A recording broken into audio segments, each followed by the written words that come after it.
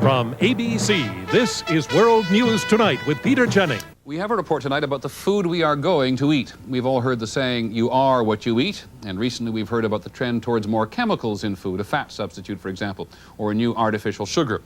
And so we really wondered, what kind of food will we be eating in the next century? ABC's George Strait has found part of the answer. America's abundance is under attack. Erosion and pollution of our best farmland are driving researchers to find new ways to produce the food for the future.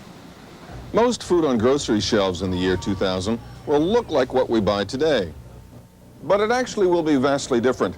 The most radical change will occur here in the produce department, fruits and vegetables. Take something like this, an ordinary tomato. They'll develop more sugar and be tastier, and then once you pick them, they may last 1 to 2 weeks longer before they go soft. These are tomatoes of the future. Their genetic structure has been manipulated to make them less likely to spoil after being picked. And scientists have discovered how to make tomato products without growing tomato plants. In this lab, individual tomato cells are being grown. They have the taste and nutritional content of whole tomatoes and could replace them in processed tomato products like ketchup and soup. What's more, this technology can help alleviate farmland shortages, as scientists can grow the equivalent of a whole acre of tomatoes in just a few flasks. Instead of growing, say, a field of tomatoes to produce tomato soup from, we take tomato cell and we make them into the soup without ever having to form the real tomato in itself. And farmland shortages could force a whole new kind of agriculture. Food factories, like this one at Epcot Center in Florida, where vegetables are grown on assembly lines. This squash is grown without soil, hydroponically.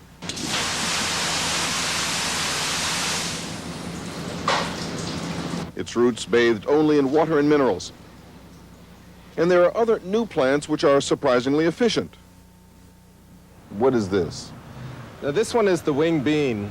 It's new to North Americans. The wing bean is like a whole produce department on a stalk. The leaves can be used in salads, the beans as vegetables, and the roots like potatoes.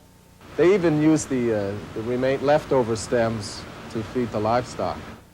In the next century, livestock will also undergo a dramatic change. You'll still be able to buy a steak at your local meat counter, but it will come from animals produced by new high-tech methods of farming. These steers are the beef of the future. They are cloned, identical copies produced from the genes of one genetically superior animal, bred to grow faster with less fat and needing less feed. This may be the future for all meat production. But meat has an inherent problem, cholesterol. And because of that, numerous meat substitutes are being developed. There are new types of fish like tilapia, genetically altered species of fish which grow bigger, faster, and have the milder taste Americans prefer. And there are new soybean meat substitutes too, ones that can be shaped to look like anything from hot dogs to veal cutlets. The healthier food trend in the next century will include medicinal foods. Drug companies are experimenting with incorporating aspirin into cereal and heartburn medicine into ice cream. The 21st century promises a brave new world as agriculture and the food industry undergo radical change.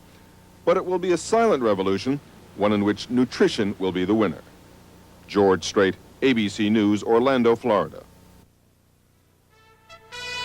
From ABC, this has been World News Tonight with Peter Jennings.